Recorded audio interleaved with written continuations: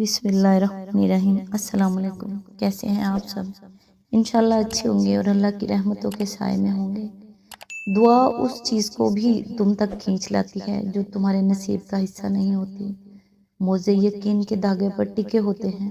سکون سے لے کر بے سکونی تک کے سارے اختیارات صرف اللہ کے ہیں۔ ایسا نہیں ہے کہ لکھا ہوا نصیب بدل نہیں سکتا، ایسا نہیں ہے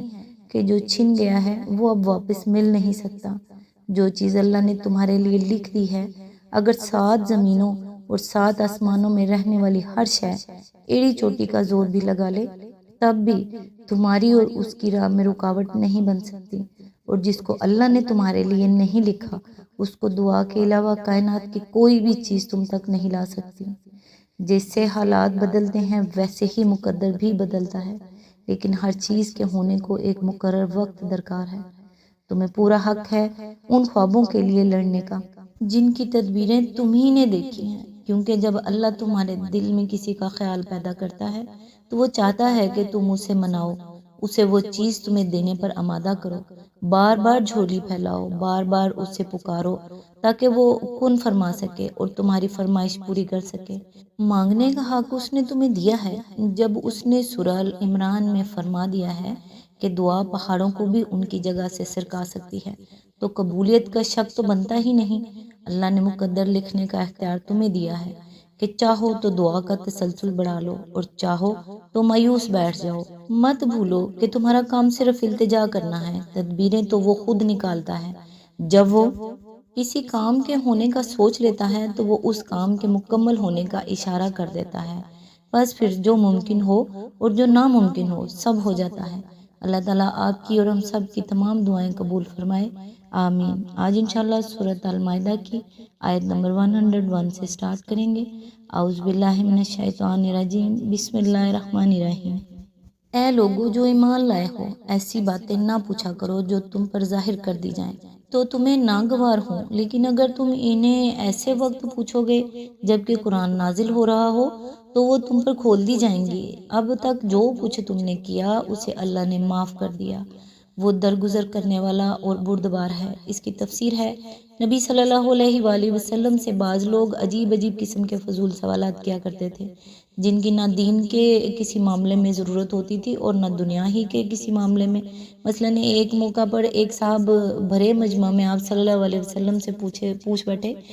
کہ میرا اصلی باپ کون ہے۔ اسی طرح بعض لوگ احکام شرع میں غیر ضروری پوچھ گچھ کیا کرتے تھے اور خواہ مخواہ پوچھ کر ایسی چیزوں کا تعین کرانا چاہتے تھے جنہیں شرع نے مثلاً غیر معین رکھا ہے۔ مثلاً قرآن میں مجملاً یہ حکم دیا گیا تھا کہ حج تم پر فرض کیا گیا ہے۔ ایک صاحب نے حکم سنتے ہی نبی کریم صلی اللہ علیہ وآلہ وسلم سے دریافت کیا، کیا ہر سال فرض کیا گیا ہے؟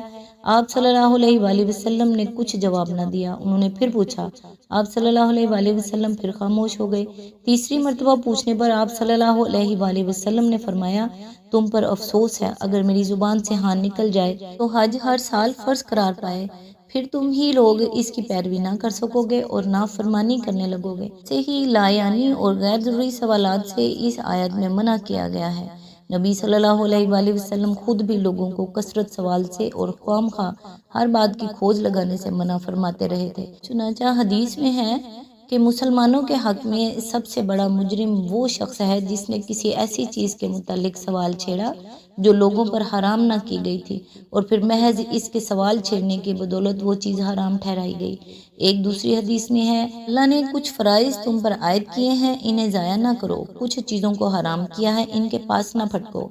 کچھ حدود مقرر کی ہیں، ان سے تجاوز نہ کرو، اور کچھ چیزوں کے متعلق خاموشی اختیار کی ہے، غیر اس کے کہ اسے بھول لاحق ہوئی ہو، لہٰذا ان کی کھوج نہ لگاؤ۔ ان دونوں حدیثوں میں ایک اہم حقیقت پر متنبہ کیا گیا ہے، جن امور کو شارع نے مجملاً بیان کیا ہے اور ان کی تفصیل نہیں بتائی۔ جو احکام برسبیل اجمال دیے ہیں اور مقدار یا تعداد یا دوسرے تعینات کا ذکر نہیں کیا ہے، ان میں اجمال اور عدم تفصیل کی وجہ یہ نہیں ہے کہ کہ شارع سے بھول ہو گئی، تفصیلات بتانی چاہیے تھی مگر نہ بتائیں، بلکہ اس کی اصل وجہ یہ ہے کہ شارع ان امور کی تفصیلات کو محدود نہیں کرنا چاہتا اور احکام میں لوگوں کے لیے وسعت رکھنا چاہتا ہے۔ اب جو شخص خواہ مخواہ سوال پر سوال نکال کر تفصیلات اور تعینات اور تقییدات بڑھانے کی کوشش کرتا ہے، اور اگر شارع کے کلام سے یہ چیزیں کسی طرح نہیں نکلتی تو قیاس سے، استنباط سے کسی نہ کسی طرح مجمل کو مفصل، متعلق کو مقید، غیر معین کو معین بنا کر ہی چھوڑتا ہے، وہ در حقیقت مسلمانوں کو بڑے خطرے میں ڈالتا ہے، اس لیے کہ مابعد الطبعی امور میں جتنی تفصیلات زیادہ ہوں گی، ایمان لانے والے کے لیے اتنی ہی زیادہ الجھن کے مواقع بڑھیں گے، اور احکام میں جتنی قیود زیادہ ہوں گی، پیروی کرنے والے کے لیے خلاف ورزی حکم کے امکانات بھی اسی قدر زیادہ ہوں گے۔ آیت نمبر 102، تم سے پہلے ایک گروہ نے اسی قسم کے سوالات کیے تھے، پھر وہ لوگ انہی باتوں کی وجہ سے کفر میں مبتلا ہو گئے۔ اس کی تفسیر ہے، یعنی پہلے انہوں نے خود ہی عقائد اور احکام میں موشگافیاں کیں اور ایک ایک چیز کے متعلق سوال کر کر کے تفصیلات اور قیود کا ایک جال اپنے لیے تیار کرایا، پھر خود ہی اس میں الجھ کر اعتقادی گمراہیوں اور عملی نافرمانیوں میں مبتلا ہو گئے۔ اس گروہ سے مراد یہودی ہیں، جن کے نقش قدم پر چلنے میں قرآن اور محمد صلی اللہ علیہ وآلہ وسلم تنبیہات کے باوجود مسلمانوں نے کوئی کسر اٹھا نہیں رکھی ہے۔ آیت نمبر 103، اللہ نے نہ کوئی بحیرہ مقرر کیا ہے، نہ صاحبہ اور نہ وسیلہ اور نہ حام، مگر یہ کافر اللہ پر جھوٹی تہمت لگاتے ہیں اور ان میں سے اکثر بے عقل ہیں کہ ایسے وہمات کو مان رہے ہیں۔ اس کی تفسیر ہے، جس طرح ہمارے ملک میں گائے، بیل اور بکری خدا کے نام پر یا کسی بت یا قبر یا دیوتا یا پیر کے نام پر چھوڑ دیے جاتے ہیں اور ان سے کوئی خدمت لینا یا انہیں ذبح کرنا یا کسی طور پر ان سے فائدہ اٹھانا حرام سمجھا جاتا ہے، اسی طرح زمانہ جاہلیت میں اہل عرب بھی مختلف طریقوں سے جانوروں کو گن کر کے چھوڑ دیا کرتے تھے اور ان طریقوں سے چھوڑے ہوئے جانوروں کے الگ الگ نام رکھتے تھے۔ بحیرہ اس سے اونٹنی کو کہتے تھے جو 5 دفعہ بچے جن چکی ہو اور آخری بار اس کے ہاں نر بچہ ہوا ہو، اس کا کان چیر کر اسے آزاد چھوڑ دیا جاتا تھا، پھر نہ کوئی اس پر سوار ہوتا، نہ اس کا دودھ پیا جاتا، نہ اسے ذبح کیا جاتا، نہ اس کا اون اتارا جاتا، اسے حق تھا کہ جس کھیت اور جس چرگاہ میں چاہے چرے اور جس گھاٹ سے چاہے پانی پیے۔ صاحبہ اس اونٹ یا اونٹنی کو کہتے تھے جسے کسی منت کے پورا ہونے یا کسی بیماری سے شفا پانے یا کسی خطرے سے بچ جانے پر بطور شکرانہ کے پن کر دیا گیا ہو، نیز جس اونٹنی سے 10 مرتبہ بچے دیے ہوں اور ہر بار مادہ ہی جنی ہو، اسے بھی آزاد چھوڑ دیا جاتا تھا۔ وسیلہ، اگر بکری کا پہلا بچہ نر ہوتا تو وہ خداؤں کے نام پر ذبح کر دیا جاتا، اور اگر وہ پہلی بار مادہ جنتی تو اسے اپنے لیے رکھ لیا جاتا تھا، لیکن اگر نر اور مادہ ایک ساتھ پیدا ہوتے تو نر کو ذبح کرنے کے بجائے یوں ہی خدا کے نام پر چھوڑ دیا جاتا تھا اور اس کا نام وسیلہ تھا۔ حام، اگر کسی اونٹ کا پوتا سواری دینے کے قابل ہو جاتا تو اس بوڑھے اونٹ کو آزاد چھوڑ دیا جاتا تھا، نیز اگر کسی اونٹ کے نطفہ سے 10 بچے پیدا ہو جاتے تو اسے بھی آزادی مل جاتی۔ آیت نمبر 104، اور جب ان سے کہا جاتا ہے کہ آؤ اس قانون کی طرف جو اللہ نے نازل کیا ہے اور آؤ پیغمبر صلی اللہ علیہ وآلہ وسلم کی طرف،